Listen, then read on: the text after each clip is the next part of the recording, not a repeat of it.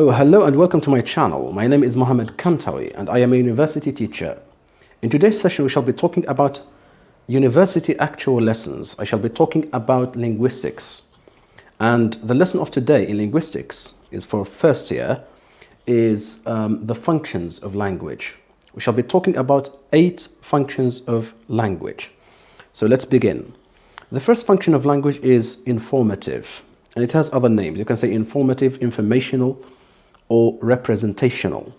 This function is the idea that language enables us to give information to other people. For example, the information, Houari Boumediene was president of Algeria in the 60s. Houari Boumediene was president of Algeria in the 60s and the 70s. And this is a piece of information that language enabled me to give you. So informative function of language. The second function of language is expressive. This function is about the idea that language can enable. This function of language is about the idea that language can enable us to speak about our emotions and our feelings. So when I express my own feelings about anger or sadness or love, I am simply using language in its expressive function. And so I can say, for example, that today I feel very happy, or I feel very sad, or I am very angry and I want to kill someone. And so this is the expressive function of language. The other function of language would be the phatic function.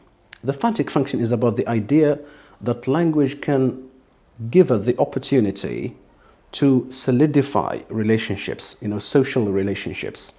And so sometimes we use some expressions which are very banal and very ordinary. We don't really mean the meanings of those expressions. Sometimes even we use them subconsciously. We don't pay attention to them.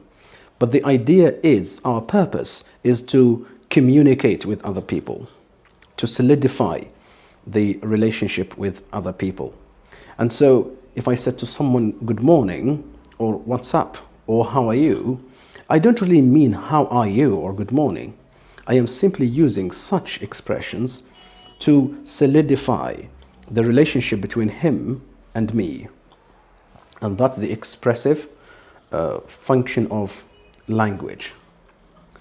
And it has another name. You can say interactional function of language. And then we have got the poetic function or the aesthetic function. This is about the idea that language language enables us to appreciate the pleasurable beauty of something. So it is poetic. Sometimes we don't look for information, we look for beauty. We don't look for truth there. We look for beauty. We enjoy ourselves when we read something beautiful. And so this function of language is about instilling beauty inside us, instilling pleasure inside us because of beauty. And this is the poetic or the aesthetic function of language. The other function of language is heuristic. The heuristic function of language is about validating and checking information or the message an addressee gives us. So sometimes, and it does happen in communication, when we communicate with other people, we want to make ourselves clear to them. So if I am not clear to you, you are going to use the heuristic function of language to validate what I said or what I give you about a certain piece of information. And so the heuristic function of language is about validating and checking the information, whether you meant this information or that kind of information. And so this is the heuristic function of language. It is used particularly when misunderstanding is about to happen.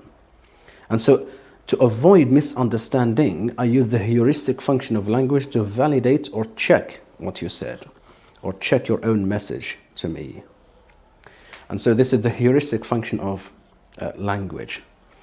The other function of language is directive. The directive function of language is about giving commands and instructions. So if I give you a command or instruction or a request, that's the directive function of language. If I said to someone, could you please close the door? And this is a request. And so this kind of function is directive. If I said to someone, go out, well, I am simply commanding him to go out. So I am using the directive or the conative, it had another name, conative function of language to do this, to command someone or to order someone to do something, like go out.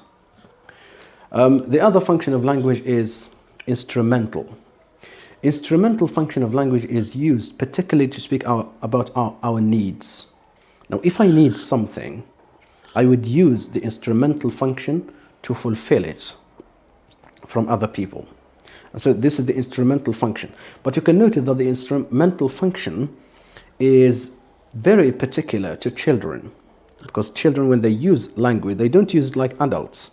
We are conscious.